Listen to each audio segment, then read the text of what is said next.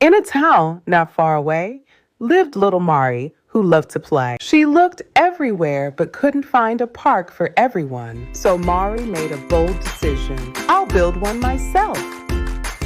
With ropes and barrels, tape and hope, she collected what others had thrown away. Piece by piece, she created a playground where imagination could run free. And soft, calm spaces for those who may need a little more quiet and shade. Full of joy and with a little help, Mari built a place of love for everyone. Now, her story is building real parks for everyone to enjoy around the world. Join in on the action and help Mari build a real park in Senegal.